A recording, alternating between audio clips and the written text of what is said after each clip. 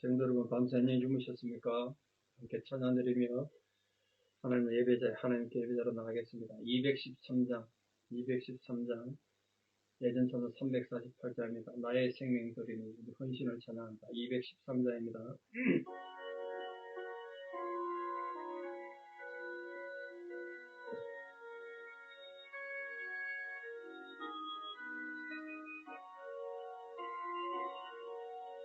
나의 생명 버리니 주여 받아주셔서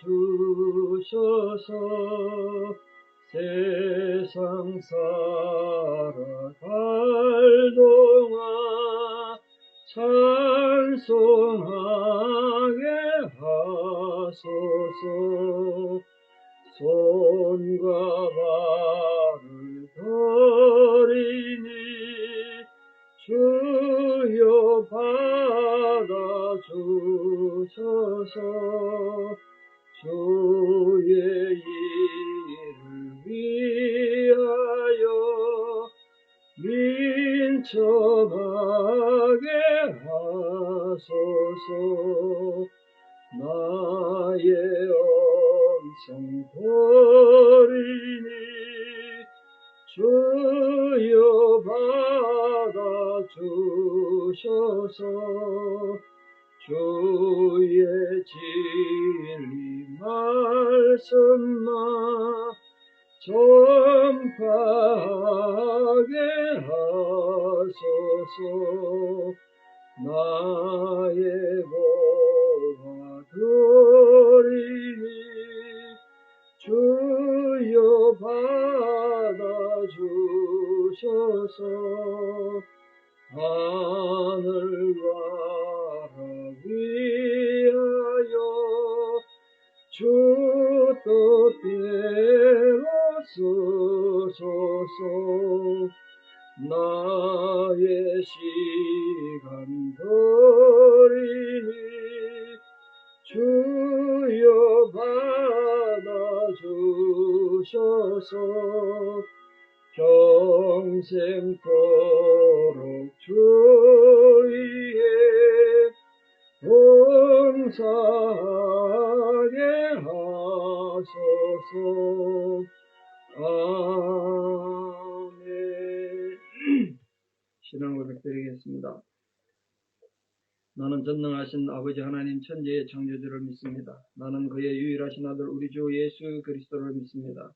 그는 성령으로 잉태되어 동정녀 마리아에게서 나시고 본디오 빌라도에게 고난을 받아 십자가에 못 박혀 죽으시고 장사된 지 사흘 만에 죽은 자 가운데서 다시 살아나셨으며 하늘에 오르시어 전능하신 아버지 하나님 우편에 앉아 계시다가 거기로부터 살아있는 자와 죽은 자를 심판하러 오십니다. 나는 성령을 믿으며 거룩한 공교회와 성도의 교제와 죄를 용서받는 것과 몸의 부활과 영생을 믿습니다. 아멘. 2023년 5월 9일 화요일 새벽입니다. 하나님 주신 말씀 로마서 14장 2절에서 6절입니다. 로마서 14장 2절에서 6절입니다. 로마서 14장 2절에서 6절 봉독에 올립니다.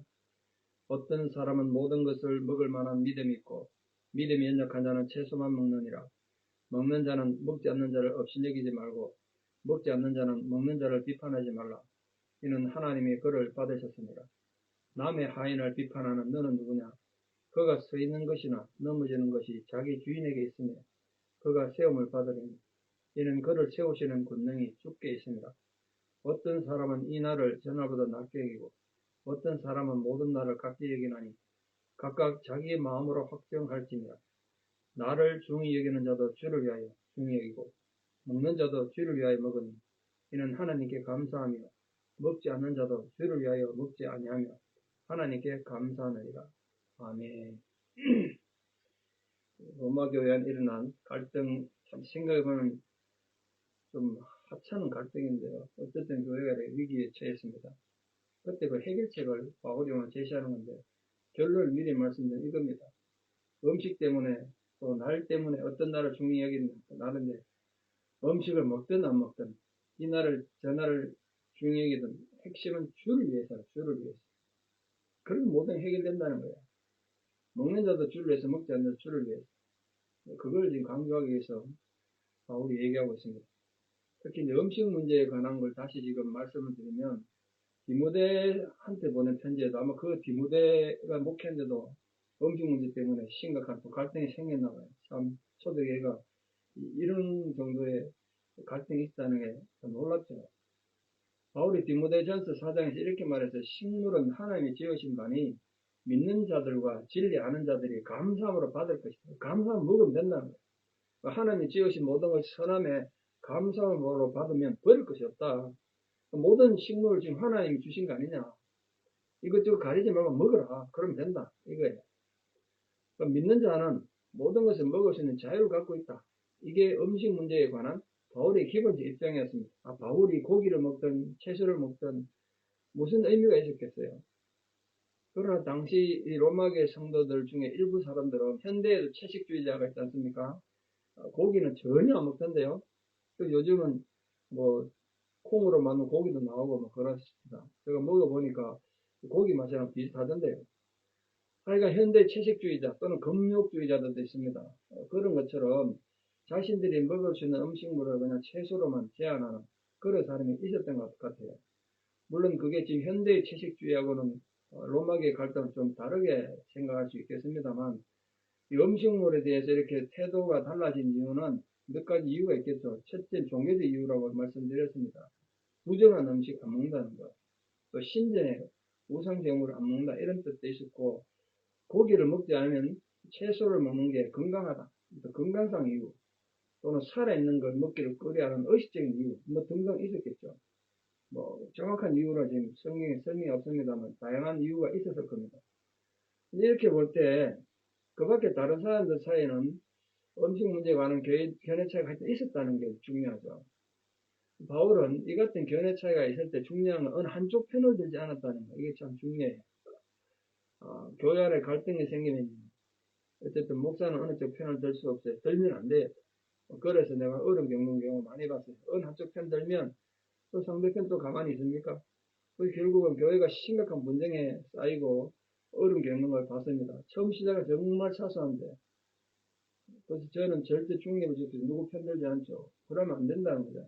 여러분도 수습할지 모르겠으면 내 편 들으면 좋겠는데, 여러분 이쪽에는 저쪽에는 어쨌든 제가 다 사랑해야 될 성도이기 때문에 누구 편 들기 참 괴로워요. 그래서 제가 중립을 지키죠. 자체적으로 해결하라고 그러죠. 그게 뭐 교회에 대한 보진이 아니면 그냥 누구 편을 들겠어요. 바울이 그랬다는 거예요. 제가 바울 보고 흉내내는 거죠. 근데 믿음의 분량이 각기 다르지 않겠습니까? 사람이 다르다고 여러 번 말씀드렸잖아요. 그러니까 믿음의 분량에 따라 서로 입장이 다를 수 있죠. 이런 문제는 교리화해서 어떻게 정하기가 어려운 문제 아닙니까? 고기는 어떨 때 먹고 채소는 어떨 때 먹고 그거 어떻게 성경적으로 정하겠어요? 바울은 더군다나 이런 작은 문제로 인해서 성도들이 불화하는 걸 참 마음이 얼마나 아팠겠습니까? 바울 입장에서. 아니 이런 거 가지고 교회가 싸우냐 그러지 않았겠어요? 먹는 문제 가지고. 그 리브 여행기 보면요. 계란을 깰 때 계란이 한쪽은 둥글고 한쪽은 가늘잖아요. 어느 쪽을 먼저 깨느냐, 둥근 쪽을 깨느냐, 가는 쪽을 깨느냐, 이거 갖고 전쟁하고 싸우잖아요. 웃기는 거죠. 그렇다는 게 지금. 하여튼 이런 불화에서 평화를 누리기 위해서 바울이 할 수 있는 건 최선을 다합니다. 특히 이제 부탁을 하는데 믿음이 약한 성도가 믿음이 강한 성도를 주로 아마 비판을 많이 했나 봐요. 아무래도 믿음이 약하다니까 신앙의 연륜이 짧았든지 아니면 성경에 대한 이해가 짧았기 때문에 인간적인 감정이 나오기 안 쉬웠겠습니까? 주는 바울이 지금 믿음이 약한 자가 믿음이 강한 자를 비판하는 것만 얘기하는 거 보니까 아마 그랬던 것 같아요. 믿음이 약한 성도는 믿음이 강한 성도들을 고기를 먹는 성도 이름 보고 비판하면 시기하면 안 된다는 거예요. 그거 설명하기 위해서 주인과 하인의 관계를 지금 말하고 있는데, 주인이 보면 남의 하인 넘어지든 세워졌든 그 종은 하인은 주인한테 소속된 거 아닙니까? 그 남의 주인, 남의 종을 보고 왜 네가 간섭하냐, 남의 종. 왜 종이 저러냐? 네가 간섭할 문제가 아니라는 거예요. 그러니까 이것처럼 믿음이 약한 자가 강한 자를 비판하고 판단하는 건 잘못된 거라는 거죠. 그건 간섭하면 안 된다. 그게 누라는 거예요. 각자 믿음에 처선 따라하게. 그 믿음이 약한 자가 믿음이 강한 자를 판단하는 행위는 결국은 그를 세우신 하나님의 은혜와 권능을 판단하는 거기 때문에 하나님이 주인이잖아요. 우린 종이고. 그러니까 교회 생활에 있어서 성도들이 서로를 시기하거나 비판하는 경향이 있을 수 있죠. 뭐 조그만 거가 또 질투하고 뭐 비판하고 그렇게 하는 경우가 참 많이 보죠, 우리가. 그럼 그건 결국 내 믿음이 약하다는 걸 보여주는 것밖에 안 돼요. 내 믿음이 어리석다는 걸 증명하는 것밖에 안 된다고요. 그래서 예수님도 그랬습니다만 비판받지 않으려거든 비판하지 마라. 굉장히 중요한 말씀 아니겠습니까? 가능하면 형제를 평가하지 마세요. 비판하지 마세요. 우리 모두가 하나님 자녀고 주님의 종 아니겠습니까? 이 종이라는 말은 그리스도인이 주를 위해서 일하는 데 바빠야지 인간적인 문제에 빠지면 안 된다는 뜻이죠. 그래서 결론이 먹든지 마시든지 주를 위해서는 주를 위해서. 그리스도를 위해서 바쁘게 일하는 사람들은 다른 성도들 뭐 생활을 평가하고 뭐 비판은 여유가 되지 않습니까? 음식 문제 외에 또 하나 문제가 날의 문제는 날. 이 날은 이제 특별한 종교적인 날을 말합니다. 유대인들이 성일을 지키는 주로 월삭은 매월 초하루를 말하는데요. 구약시대는 월삭 때 하나님 제사를 드렸어요. 특히 더 중요하게 여기죠. 제가 한국에서 또 목회할 때 보니까 월삭 헌금 이런 거 매달 초일에 헌금하는 분이 계시더라고요. 교회에서 뭐 그걸 권한 적 없는데 어째서 배웠는지 월삭 헌금이라고 하여튼 몇 년을 그냥 하루도 한 번도 안 빼고 그걸 하는 분 봤습니다. 그건 자기 개인 신앙고백을 하는 거죠. 또 여러 가지 축제나 또 금식하는 특별한 날들도 있는데 그런 절기들을 말하는 절기, 신앙적 절기, 그건 날이라고 해요. 지금 우리가 가장 중요한 날은 주일밖에 더 있습니까? 근데 구약시대부터 규례로 준수했던 여러 날이 있는데 원래 그 날이 생긴 이유는 결국은 하나님이 베푸르신 은혜에 감사하고 하나님 사랑에 감사해서 기쁨을 표시하는 예배의 날이었다고. 제사의 날. 그게 우리 신약시대 오면 가장 중요한 날이 우리를 죄에서 구원하시고 예수님이 죽으신 주님의 날, 그 주일이에요. 주일. 그 원래 안식일이 토요일이었는데 우리가 지금 주일날 일요일을 지킨 이유는 그게 가장 중요한 날이기 때문에 그런 거예요. 지금도 아직도 토요일 안식일 지킨다는 진짜 성경을 모르는 거고 예수님 욕보이는 거예요.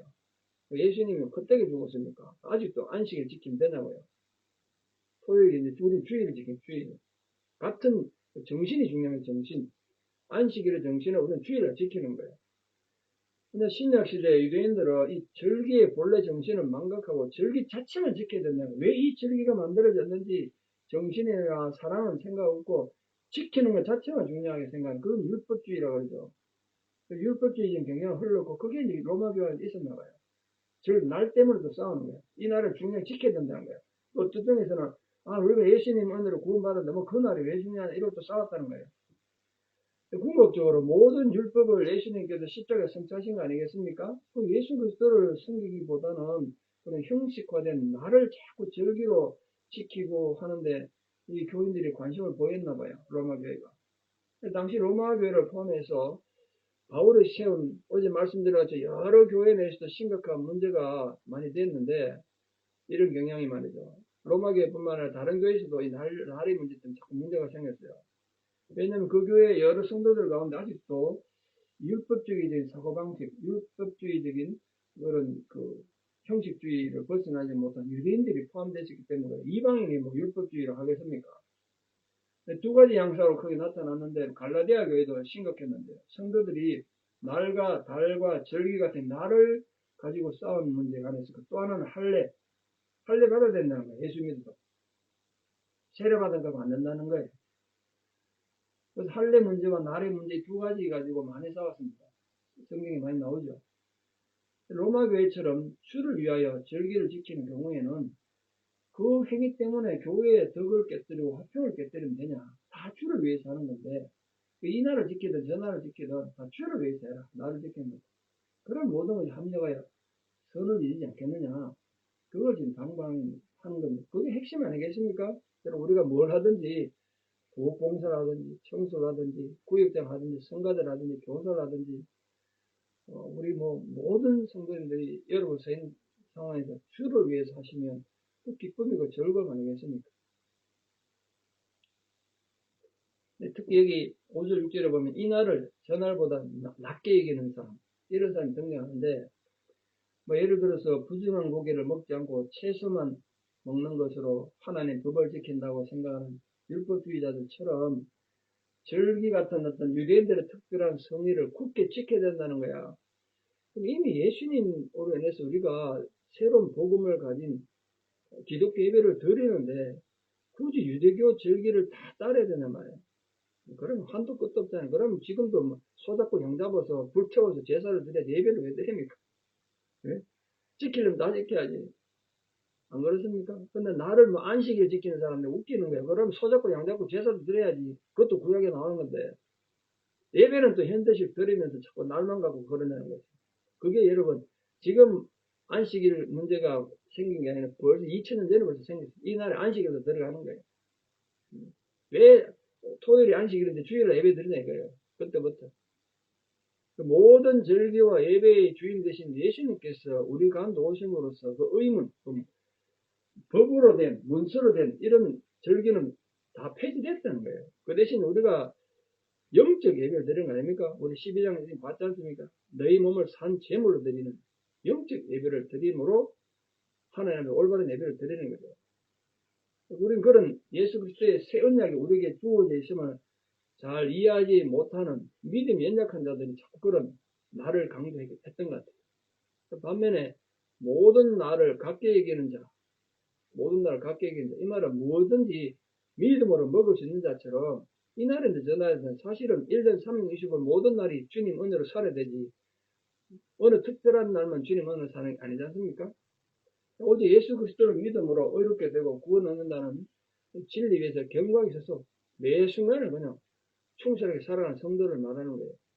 결국 지금도 성도들을 두 종류로 나눌 수 있지 않을까. 오늘 로마교회처럼 하나는 하나님 말씀도 듣고 뭐 각종 집회도 참석하고 기도도 열심히 하지만 그리스도께서 주시는 구원과 참 자유안에 거하지 못하고 여전히 법을 지키려고 율법을 자꾸 생각하는 초보적인 교리에 매이는 성도들이 있을 수 있고, 또 하나는 하나님의 은혜와 구원의 사랑을 체험하고 그리스도 안에서 진정 자유를 누리는 성도들이 있을 수 있죠. 우리 모든 사랑하는 성도님들은 부디 하나님의 은혜와 구원의 사랑을 체험하고 예수 그리스도 안에서 진정한 자유를 누리는 복된 성도들 되셔서 무엇을 하든지 오늘 말씀처럼 먹는 자도 주를 위해서 먹고 나를 지키는 자도 주를 위해 지키는 것처럼 우리가 무엇을 하든지 주를 위해서 행함으로써 하나님께 기쁨이 되고 주님께 영광을 돌리는 거룩한 교회 성도 되시기를 진심으로 축원합니다. 기도드리겠습니다. 아버지 하나님 크신 은혜와 사랑을 진실로 감사드립니다. 오늘도 우리에게 귀한 날을 허락해 주시고 귀한 음식을 주셔서 하루 먹고 사는 문제를 주님 은혜 가운데 해결하는 줄 믿습니다. 아버지, 그러나 우리가 먹든지 마시든지 나를 지키든지 무엇을 하든지 간에 주님의 영광을 위하여 하는 자들 되게 도와주시옵소서. 우리도 살다 보면 내 생각과 다른 생각을 가진 사람들 만납니다. 그때 우리가 함부로 남을 비판하지 않도록 정죄하지 않도록 우리 생각과 감정을 잘 추스를 수 있도록 도와주시기를 기도드립니다. 주님 안에서 교회 안에 잘못된 비판을 하다가 정말 하나님 영광 가리는 일이 생길까 두렵습니다. 무엇을 하든지 주를 위해서 행함으로써 하나님께 기쁨이 되는 우리 교회가 되고 성도들에게 도와주시옵소서. 우리가 드린 찬상처럼 내 몸과 시간과 재물과 모든 삶의 기회를 주를 위해 드리는데 우리가 무슨 인간적 주장이 있을 수 있겠습니까? 오직 주님만을 앞세움으로써 위대한 하나님의 영광이 우리 가정에 우리 교회에 가득한 은혜가 있게 하여 주시옵소서. 이제는 우리 주 예수 그리스도의 은혜와 하나님 아버지의 만극하신 사랑과 성령님의 위로 교통 역사하심이 진실로 무엇을 하든지 주의 영광을 위하여 하기를 결단하는 사랑하는 성도는 되는 아름다운 신앙을 고백 위에 우리 사랑 모든 자녀들 삶 위에 이제부터 영원토록 함께 하시옵기를 간절히 축원하옵나이다. 아멘. 예, 성도 여러분, 오늘 하루도 주의 영광을 살다가 믿음으로 승리하는 성도 되기를 바랍니다. 내일 또 뵙겠습니다. 감사합니다.